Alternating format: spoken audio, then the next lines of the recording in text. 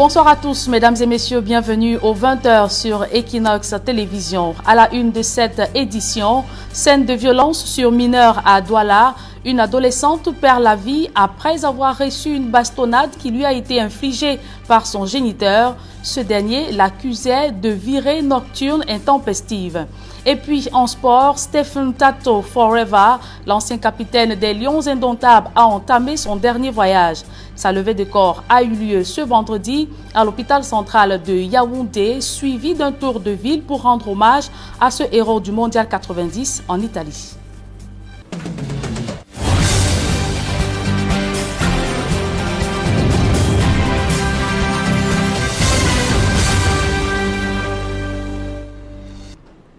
Une fois de plus, bonsoir à tous, mesdames et messieurs, et merci de rester fidèles sur Equinox Télévision. Ouvrons cette édition du journal par cette triste nouvelle. Stephen Tato Forever, je vous le disais en titre, l'ancien capitaine des Lions Indomptables a entamé son dernier voyage. Sa levée de corps a eu lieu ce vendredi à l'hôpital central de Yaoundé, suivi d'un tour de ville pour rendre hommage à ce héros du Mondial 90 en Italie. D'autres précisions dans ce reportage de Aïk Cyril. Au rythme de la musique des armées, Stephen Tato reçoit les honneurs de la nation. Décédé il y a quelques semaines à Yaoundé, l'ancien capitaine des Lions Indomptables entame son voyage pour l'éternité. À la morgue de l'hôpital central de Yaoundé, la famille est inconsolable.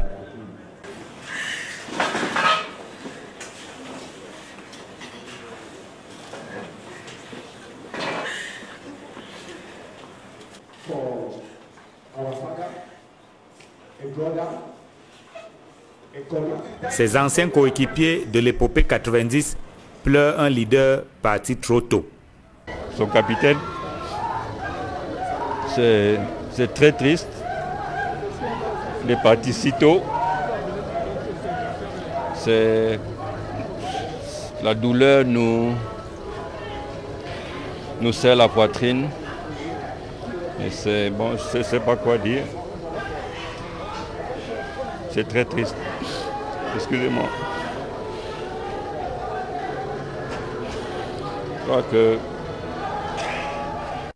il y aurait beaucoup à dire sur Stephen, mais aujourd'hui, on va penser à notre compagnon de route qui était encore avec nous lorsque nous fêtions les 30 ans de l'épopée d'Italie. Et aujourd'hui, il n'est plus là. On avait eu une magnifique cérémonie hier. Il n'était pas là non plus. Et c'est vraiment triste. Aux côtés du ministre des Sports et de l'Éducation physique, représentant personnel du chef de l'État, de Samuel Eto'o-Fils, représentant du président de la CAF, des personnalités du monde politico-sportif et autres sont venus saluer la mémoire de Tato Eta Stephen et accompagner la famille dans ces moments douloureux.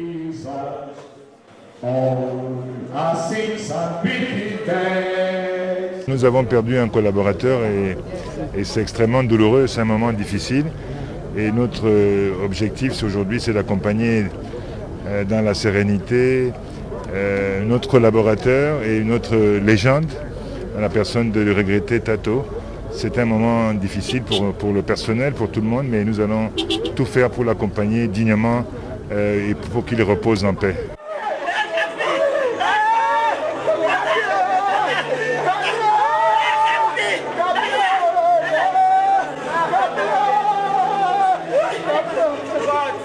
L'ensemble du mouvement olympique que je suis venu représenter rend un vibrant hommage à un grand joueur de football qui a été un grand amateur et qui a su diriger des professionnels de haut vol. Ça a été un très grand amateur qui a su diriger des grands professionnels. C'est tout simplement époustouflant.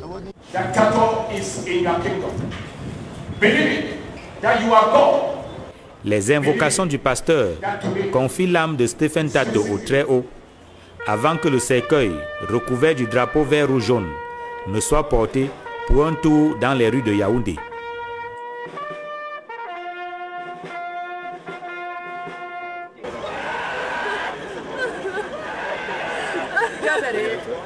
Tato Eta Stephen sera inhumé au cimetière d'un Volier. Adieu, Capi.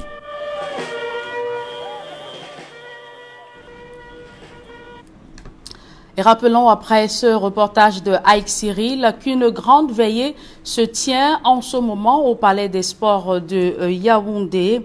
Vous le voyez en image, vous le verrez en image, de nombreux Camerounais ont fait le déplacement pour rendre un vibrant ou dernier hommage à cette ancienne gloire du football camerounais. Et en ce moment même, vous le voyez, c'est l'homélie du prêtre Stephen Tato Forever. Il a entamé son dernier voyage pour l'éternité. Toujours en page triste de ce journal, obsèques de Lydienne Solange Taba, la jeune étudiante abattue par balle à Kribi, a entamé son dernier voyage pour l'éternité. Sa levée de corps a eu lieu ce matin à Kribi sous forte escorte des forces de maintien de l'ordre pour parer à toute velléité de violence. Sa dépouille a été transférée pour son village natal où aura lieu l'inhumation ce samedi 29 août. Solange Taba avait perdu la vie au domicile de son amant, le sous-préfet de la Lokondi. Et c'est une histoire qui fait la une dans le premier arrondissement de la ville de Douala. Une adolescente décède après avoir été bastonnée à coups de machette par son géniteur qui l'accusait de virée nocturne intempestive. D'autres précisions dans ce reportage de Xavier Foucault et Innocent Abega.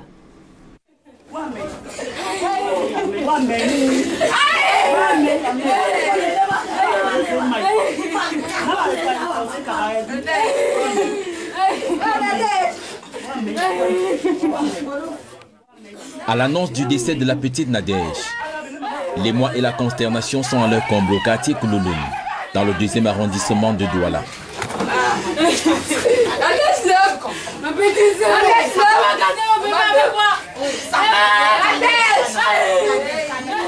L'émotion est encore plus grande lorsque la dépouille franchit le seuil de la porte familiale.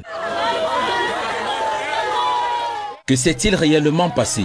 Des langues accusent son propre géniteur, déclarant que ces derniers auraient fatalement bastonné la défunte à l'aide d'une machette. Le mis en cause dément cette version, mais reconnaît tout de même avoir eu une chaude explication avec l'adolescente, dont les sorties nocturnes l'exaspéraient déjà. J'étais fâché parce qu'elle était sortie depuis 16 h, elle ne rentrait pas.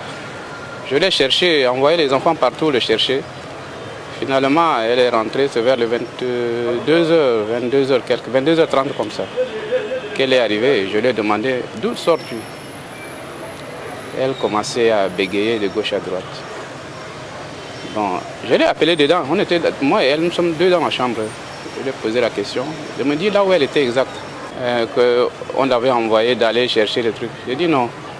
C'est pas à toi, même si on t'a envoyé, tu pars à 16 h quand tu es parti, tu devais rentrer à la maison. Durant les explications, les esprits se seraient donc échauffés entre les deux. Il y avait la machette à côté, on s'est discuté avec elle. Et la machette, quand je lui ai parlé, je lui ai montré la machette, voilà, dis-moi la vérité, sinon il y aura l'autre. Quand je voulais prendre la machette, elle s'est sautée, elle m'a arrêté. Elle a peur que peut-être j'allais la taper avec, elle m'a arrêté. Elle s'est blessée comment? La machette, entre moi et elle, on s'est discuté, la machette est tombée et ça l'a blessée. Quelques jours se sont donc écoulés avant que la petite ne manifeste des symptômes du tétanos, d'après le témoignage de cette voisine. J'étais assise là dehors, je ne savais même pas ce qui s'est passé, je ne savais pas qu'il est comme ça, on a amené un enfant là-dedans qui était souffrant. C'est ma belle-soeur qui me dit, il y a une petite là qui vient puiser le plus, ma belle-soeur demande mais que c'est comment avec l'enfant là. La petite là dit à ma belle-soeur que l'enfant est en train de, bon, elle tripote un peu, d'où ma belle-soeur dit que, s'il te plaît, comme tu causes avec des gens là, va leur dire que ça c'est le symptôme du tétanos. Je me lève et dis que qui s'agite, je ne savais même pas qu'il y a un cas là-bas dedans. Je pars dans là-bas dedans, ils sont au sol, ils sont en train de, je ne sais pas, monter, descendre. Je ne sais pas si peut-être ils se battaient pour aller à l'hôpital ou quoi, je ne sais pas. C'est d'où je viens dire que la mère, ça c'est le tétanos. Parce que moi j'ai eu ce même problème là, c'est même pas encore fini. Je lui montre ma blessure que j'ai eue aussi. Il faut amener l'enfant là à l'hôpital. Le constat du médecin laisse croire que la petite avait eu de vieilles blessures qui se sont infectées avec le temps et qui serait à l'origine de son malaise. J'arrive donc à l'intérieur avec la mère, le docteur demande qu'est-ce qu'il y a. On dit que l'enfant a la blessure, coupait le bois avec la machette, le bois, les toucher au niveau du pied. C'est d'où le docteur vient, il demande c'est depuis quand. Je suis d'ici là, bon, la mère a dit dimanche, parce que bon, avant de dire dimanche, je crois que peut-être elle ne savait même pas vraiment ce qui s'est passé. C'est d'où on demande à l'enfant que ça s'est passé quand. L'enfant dit samedi, c'est d'où le docteur enlève la bande sur le pied. Moi, je vois la blessure se creux, le docteur va se creux. Le docteur appelle sa collègue, il dit au docteur que mais ça, c'est même pas une histoire qui s'est passée tout restant. Parce que quand je regarde la blessure, ce n'est pas une blessure de samedi seulement. C'est d'où l'enfant ouvre la bouche, elle dit que ça s'est passé samedi. Elle voulait porter la poubelle pour aller jeter quelque chose, elle est chuquée au dos, elle est calée direct. Donc le docteur posait les questions, l'enfant ne parlait plus, elle était incapable d'expliquer quoi, elle ne voulait pas expliquer. Mais elle a quand même ouvert la bouche pour dire que ça s'est passé samedi. D'où le docteur entre dans son bureau, il commence à remplir, c'est tout bon. La manière où le docteur s'est comporté, j'ai cru que peut-être bon, il y a vraiment quelque chose, c'est pas parce que le docteur dirait que ça c'est pas une blessure. Que comment se fait-il que elle coupe le bois comme ça vient couper les parties jusqu'à deux pieds et quelques taches à côté là. Le lendemain, les choses s'accélèrent. La petite est renvoyée à la maison, au grand étonnement de cette même voisine. Un retour qui s'avère finalement fatal pour la petite Nadège. Le matin là maintenant, je suis à la maison, je vois encore la voiture descendre, je viens pour prendre l'enfant. Je prends même l'enfant dans la voiture avec le père et la tante de l'enfant. Je demande qu'est-ce qui s'est passé, on me dit qu'on a demandé qu'on rentre avec l'enfant. Je dis à la mère que mais on rentre avec l'enfant, comment qu'elle est tout en train de pratiquer ce symptôme. Elle m'a d'abord dit qu'on rentre avec l'enfant. Et puis quand on rentrait, comme elle dit qu'il y a les remèdes qu'on apprécie, je m'en vais voir dans les remèdes dans le nylon, c'est la perfusion. Je dis que mais ça c'est pas un remède avec un antibiotique et un produit, c'est mitamazole. Je dis que ça c'est pas le remède qu'il fait. Elle dit qu'on a dit qu'il faut qu'on parte à la Kenchimi avec le cas. J'ai dit donc, bon maman, il faut qu'on parte à la Kinshasa parce que vraiment on ne peut pas la laisser comme ça, elle n'a pas retrouvé la santé. La mère dit qu'elle va faire comment, les 40 000 qu'on a allé là-bas, c'est fini. Tout l'argent, il n'y a plus.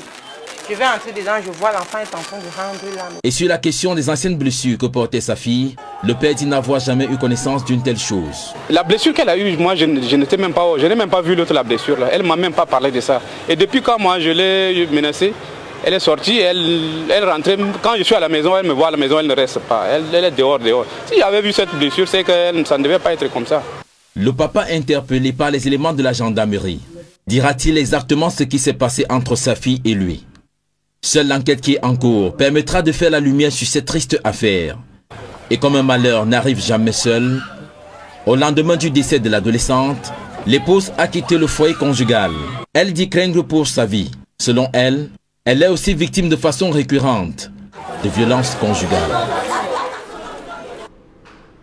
Et la dépouille de la jeune Nadège Milene, 14 ans, a été déposée à l'hôpital de district de Newbel dans le 2e arrondissement de la ville de Douala. Jean-Claude Owono Mengele, nommé ambassadeur du Cameroun en Guinée équatoriale. Le chef de l'État, Paul Biya, a signé ce vendredi un décret portant nomination de nouvel ambassadeur du Cameroun en Guinée équatoriale. Avant sa nomination, le nouveau chef de la mission diplomatique du Cameroun en Guinée équatoriale occupait le poste de président de la commission interne de passation des marchés publics au ministère des Finances. D'évacuation d'eau, les déchets plastiques et autres immondices s'entassent de plus en plus dans certains quartiers après le passage des eaux. Illustration au quartier Bilongué, c'est dans le 3e arrondissement de la ville de Douala. Là-bas, les populations s'inquiètent et redoutent d'autres inondations aux prochaines pluies. Dalastiana, Dani Warren, Z2 et Eric Fopoussi.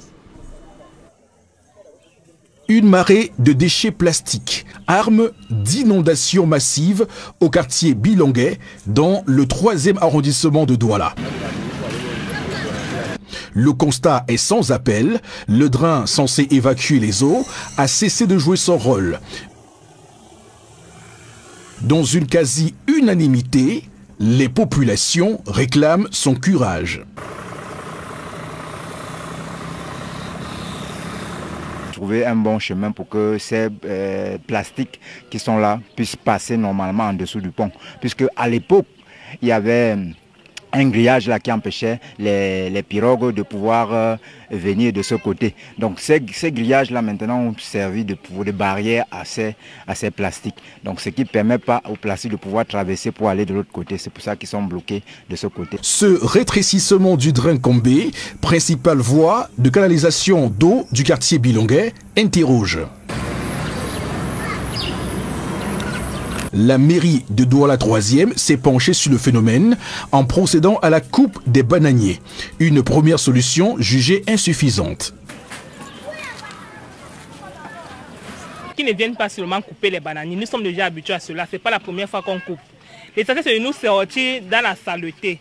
Le drain est bouché, les bouteilles, quand il y a inondation, l'eau arrive jusqu'à nous, restons que sur les tables. Et toutes les boîtes là, tous les secteurs se retrouvent dans les maisons. Et le problème de la saleté, quand on retire les trucs de grèche là, ça donne les moustiques. Nous ne pouvons pas rester ici à cause des moustiques. Tu peux pas t'asseoir au salon pour visionner, il y a trop de moustiques. Comment en est-on arrivé à une situation aussi catastrophique? Y a-t-il lieu de questionner la responsabilité des populations? Toujours est-il que il n'est pas important de pouvoir jeter toujours les ordures dans l'eau. Ce n'est pas autorisé. Il faut pouvoir trouver une possibilité que la population soit sensibilisée dans ce sens pour mettre les ordures dans les endroits qui correspondent à cette tâche d'ordure. À Bilongue, je ne crois pas qu'il y a quelqu'un qui a encore construit sur le drain. Notre problème crucial, c'est de drainer, de curer ce drain, parce que c'est ça, comme il y a trop plein là, l'eau entre dans les maisons à haut niveau, on ne peut même plus supporter. En cette période de fortes précipitations dans la capitale économique, le maire de Douala 3e a engagé des actions visant à trouver des solutions aux multiples plaintes des populations. Il faut rapidement, qu'on reprenne le curage. Il y a des démolitions d'urgence, c'est-à-dire qu'il faut rapidement agir. Parce que si on n'agit pas, à la prochaine pluie, ça va être plus grave. Parce que comme je vous ai dit, il y a déjà des immondices qui sont dans les zones de passage, c'est-à-dire au niveau des infrastructures. Et si à ces immondices, on laisse que des endroits qui sont obstrués, c'est-à-dire de phénomènes entonnoirs continuent, on va avoir une catastrophe. Au-delà des actions de la municipalité contre les inondations, il faut dire que la gestion des bouteilles en plastique à Douala demeure un véritable serpent de mer. Le recyclage semble être la seule voie de secours, mais collecteurs et recycleurs disent manquer cruellement de moyens. Et cette autre histoire qui défraie la chronique en Kambé, dans le nord-ouest Cameroun. Un vieillard vient d'être banni de son village pour pratique de sorcellerie sur mineurs. Exaspérés, les habitants ont mis du feu à son domicile. Kedjara nous en dit un peu plus. C'est dans une tombe dans laquelle repose désormais Kimbi, son neveu, que le dénommé Congo a failli être enseveli vivant par les jeunes de son village.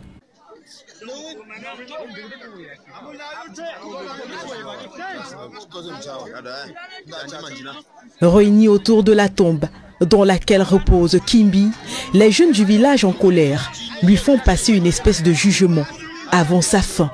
Lui, qui est accusé d'avoir mystiquement arraché la vie à son neveu. En sa langue vernaculaire, il leur explique qu'il n'a jamais voulu tuer son neveu, mais y a été contraint par les autres vieux de son cercle de sorciers. Il va plus loin et leur explique que durant la maladie de son neveu, ses confrères en sorcellerie lui ont mystiquement retiré des parties essentielles de son corps, d'où la survenance de sa mort. Passé ce jugement, les jeunes du village Mvi, dans l'arrondissement de Kambé, vont finalement relâcher le vieux Congo, puis le bannir du village afin qu'il n'y fasse plus de mal à personne. Dans la foulée, sa maison va être également incendiée par les villageois et le vieux Congo, poussé à sortir du village. Et dans la page santé de ce journal, lutte contre le Covid-19, les personnels de santé des districts de Yokadouma et Batouri, mieux lotis pour la riposte. Ces formations sanitaires qui accueillent les réfugiés centrafricains viennent de recevoir ou de bénéficier du matériel de protection, une initiative de la société civile. Benjamin Issam. Les districts de santé de Batouri et de Yokadouma ne sont pas épargnés par la pandémie du Covid-19. Malgré le relâchement progressif du respect des mesures barrières, La société civile réactive son dispositif de riposte à travers le projet de réduction de la dépendance aux aides des communautés affectées par le conflit centrafricain au Cameroun et en République centrafricaine. Les bénéficiaires du dit projet, prestataires de soins de santé, issus des 2 districts de santé de Batouri et de Yokadouma, viennent de renforcer leurs capacités sur le Covid-19. C'est un projet pour réduire la dépendance de l'aide dans les communautés affectées par la crise centrafricaine, ici au Cameroun et en RCA. Et avec la crise Covid, on a décidé, parce qu'il y avait déjà certains cas de Covid dans l'arrondissement de Batouri et de Yokadouma. Donc c'est pour cela que pour protéger nos bénéficiaires, on a jugé nécessaire de renforcer leurs capacités et de leur donner le matériel de protection pour prévenir la propagation de ce virus dans ces communautés. Pour les facilitateurs de cette session de formation, outre affiner les compétences des personnels de santé, il est aussi question d'éviter que ces prestataires de soins de santé ne soient eux-mêmes contaminés. Pour les aider à comprendre l'ampleur de cette maladie, cette pandémie dans notre contexte, et maintenant les aider à comprendre leur rôle en tant que personnel de soins et maintenant quelles sont les astuces pour faire face à cette maladie. Des connaissances acquises ajoutées au kit de protection permettront à ces personnels de santé de se mettre résolument au service de la riposte au Covid-19. Mesdames et messieurs, c'est avec ce reportage de Benjamin et Sam que nous mettons un terme à cette édition du journal. Merci de l'avoir suivi et restez sur les programmes de la meilleure des télévisions.